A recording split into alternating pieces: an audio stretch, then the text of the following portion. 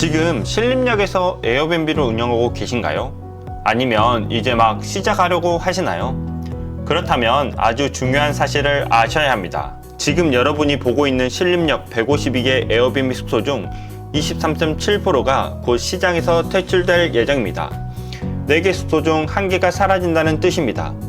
누군가에게는 안 좋은 소식이겠지만 오늘 영상을 끝까지 보신 분들에게는 월 순수익을 최소 100만원 이상 올릴 수 있는 절호의 기회가 될 거라고 생각합니다. 안녕하세요, 공희창입니다.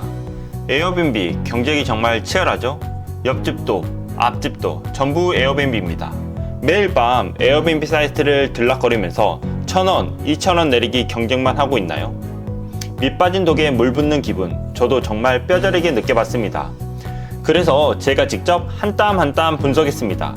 신림역 인근 에어비앤비 숙소 152개의 모든 데이터를 탈탈 털었습니다. 그리고 마침내 발견했습니다. 왜 어떤 사람은 월 100만원을 못 벌고 어떤 사람은 300만원 이상 벌어가는지 그 명확한 차이를 말입니다. 그럼 바로 시작하도록 하겠습니다. 숙소 구성을 분석해보니 신림역은 원룸 중심의 소형 숙소 시장이 강세였습니다. 신림역 인근 숙소 152개 중 절반인 50%가 원룸 숙소입니다. 개인실 28.3%까지 합치면 거의 80%가 1, 2인용 소형 숙소라는 뜻입니다. 제가 9년간 경험해보니 이런 시장은 초보 호스트가 진입하기 매력적일 수 있습니다. 초기 투자 비용이 적고 운영 난이도가 낮기 때문이죠. 하지만 경쟁이 치열하다는 뜻이기도 합니다. 꿀팁을 하나 드리자면 투룸 14.5%나 3룸 7.2% 같은 넓은 숙소는 희소성이 있어 오히려 가격 경쟁력에서 매우 좋아 보였습니다. 남들과 다른 길에 기회가 있다는 것 정말 중요합니다. 숙소 가격 분포도는 침실이 늘어날수록 가격 프리미엄이 붙는 구조입니다. 침실 수에 따라 가격이 어떻게 달라지는지 보면 원룸 평균 가격은 약 87,000원인데 투룸은 125,000원, 3룸은 137,000원으로 껑충 뜁니다. 특히 주목할 점은 모든 유형에서 평균 가격이 중앙값보다 높다는 사실입니다. 이건 소수의 비싼 숙소가 전체 평균을 끌어올리고 있다는 뜻입니다. 즉, 프리미엄 전략이 실제로 통하는 시장이라는 강력한 증거입니다. 보너스로 하나 더 알려드리면 개인실의 평균 가격이 83,000원인데 원룸과 큰 차이가 없다는 점도 흥미로웠습니다. 잘 꾸민 개인실은 웬만한 원룸 가격보다 높은 가치를 인정받을 수 있다는 뜻입니다. 월별 예약률 분석에는 투룸이 압도적인 예약률을 보였습니다. 9월 예약률을 보면 투룸이 무려 50.9%로 다른 유형을 압도하고 있습니다. 원룸 30.4%나 3룸 41.5%보다 훨씬 높은 수치죠. 이 데이터 분석 시점 기준은 미래 예약 현황입니다. 이건 뭘 의미할까요? 신림역을 찾는 게스트들이 단순히 저렴한 숙소보다는 조금 더 비용을 지불하더라도 쾌적하고 넓은 공간을 선호하는 경향이 있다는 것입니다. 특히 평균 예약률에서도 투룸과 3룸이 33%로 가장 안정적인 성과를 보이고 있습니다. 추가적인 제안을 드리자면 안정적인 고수익을 원한다면 원룸 여러 개보다는 경쟁력 있는 투룸 숙소 하나에 집중하는 것이 현명한 선택일 수 있습니다. 최대 인원별 가격 분석은 금요일 경제, 사람이 많아질수록 인당 가격은 저렴해집니다. 여러분, 단체 손님을 놓치면 안 되는 이유가 바로 여기 있습니다. 2인 숙소의 인당 평균 가격은 38,000원이지만 8인 숙소는 15,000원, 15인 숙소는 7,000원까지 떨어집니다. 게스트 입장에서는 인원이 많아질수록 훨씬 저렴하게 머물 수 있으니 대형 숙소를 찾게 되고 호스트는 객실 하나로 높은 총 매출을 올릴 수 있어 윈윈 구조가 만들어지죠. 실제로 16인 숙소는 1박 평균 가격이 약 17만원으로 가장 높습니다. 제가 9년간 경험해보니 최근 한국을 찾는 외국인 관광객들은 가족 단위나 친구 그룹이 많았습니다. 8인 이상을 수용할 수 있는 대형 숙소는 강력한 경쟁력이 될 수 있습니다. 숙소 1박 가격 분포도는 5만원에서 10만원이 가장 치열한 격전지고 프리미엄 시장은 블루오션입니다. 데이터가 보여주는 건 명확합니다. 신림역 숙소의 64.5%가 5에서 10만원 가격대에 집중되어 있습니다. 말 그대로 레드오션이죠. 이 가격에서는 정말 특별한 장점이 없으면 살아남기 힘듭니다. 하지만 시야를 조금 더 넓혀볼까요? 20만원 이상 고가 숙소는 전체 6%도 채 되지 않습니다. 경쟁이 덜한 곳에서 높은 수익을 낼 기회가 있다는 뜻입니다. 특히 스리램의 경우 15만원 이상 구간에 고르게 분표하며 프리미엄 시장을 공략하고 있습니다. 남들과 똑같은 5에서 10만원 수도로 가격 경쟁에 뛰어들기보다는 확실한 컨셉과 품질로 15만원 이상의 가치를 제공하는 프리미엄 전략을 고민해보세요. 정말 중요합니다. 숙소 평점 분석은 4.9점 이상이 시장을 주도합니다. 에어비앤비에서 가장 중요한 게 뭐라고 생각하시나요? 저는 바로 평점이라고 생각합니다. 데이터가 그 사실을 증명하고 있습니다. 신림역 수도 중 가장 많은 63개의 수도가 4.9점 이상의 높은 평점을 받고 있습니다. 4.7점 이상까지 넓혀보면 전체의 74%가 넓은 수도들이 높은 퀄리티를 유지하고 있다는 뜻입니다. 이건 신림역 시장이 상향 평균화되고 있으며 게스트들의 눈높이도 매우 높아지고 있다는 것을 의미합니다. 즉, 어설픈 퀄리티로 운영하기 정말 힘들겠죠? 제가 4.9 이상 수도를 유지하는 비결은 청결은 기본이고 게스트들의 작은 불편까지 먼저 챙기는 진심이 중요합니다.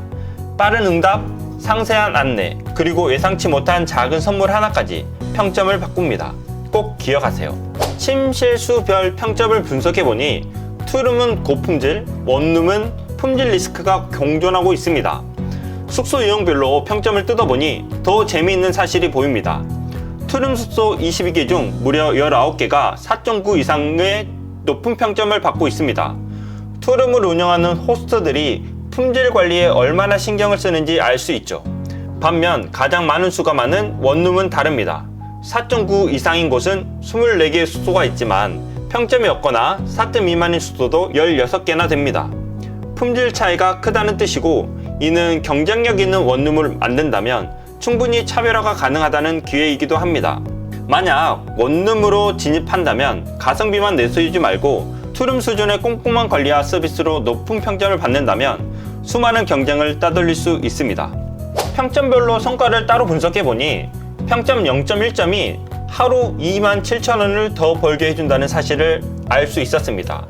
차트를 보시면 숫자는 거짓말을 하지 않죠. 4.9 이상의 높은 숙소의 평균 1박 가격은 108,000원인데 4.8점대는 81,000원입니다. 평점 차이가 만들어내는 가격 프리미엄이 무려 27,000원, 한 달이면 80만원이 넘는 차이입니다.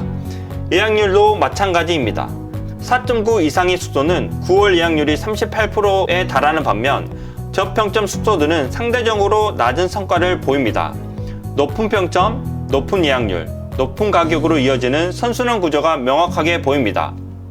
허가 숙소 분석을 해보니 25년 10월 불법 숙소 퇴출은 합법 호스트에 기회가 있어 보입니다. 신림역 숙소의 23.7%, 즉 36개의 숙소가 허가 정보가 없는 숙소입니다. 이들은 불법 운영일 가능성이 매우 높고 25년 10월부터 에어비앤비 플랫폼에서 퇴출될 수 있습니다.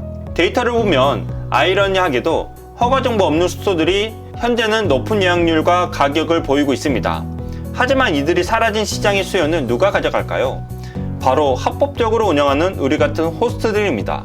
안정적인 장기 수익을 원한다면 외국인 관광 도심박업이나 생활 숙박업 등 합법적인 허가를 받는 것은 선택이 아닌 필수입니다. 규제 리스크를 피하는 것이 최고의 투자 전략입니다.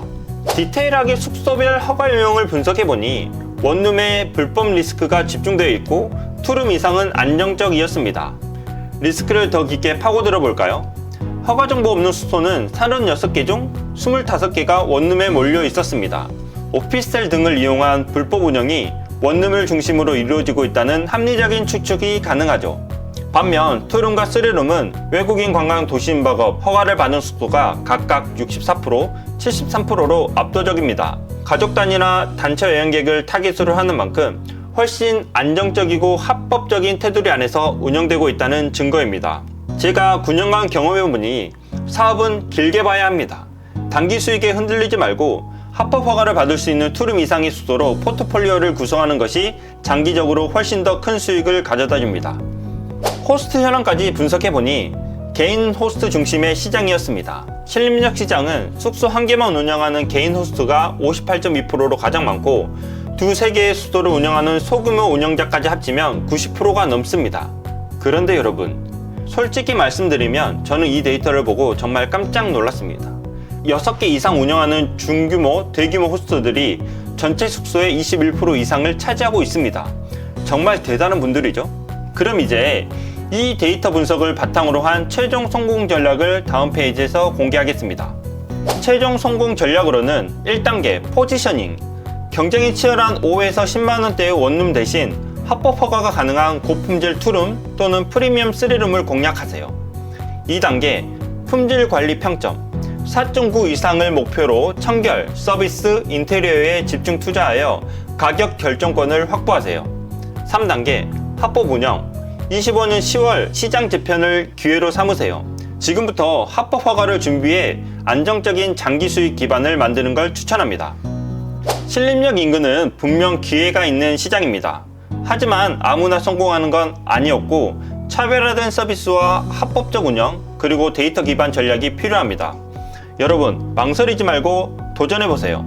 그리고 혹시 질문이나 궁금한 점이 있다면 댓글로 남겨주세요. 그리고 이런 상세한 지역 분석이 도움이 되셨다면 구독과 좋아요 버튼 꼭 눌러주세요. 그럼 오늘 영상 시청해주셔서 감사합니다. 다음 영상에서 또 뵙겠습니다. 감사합니다.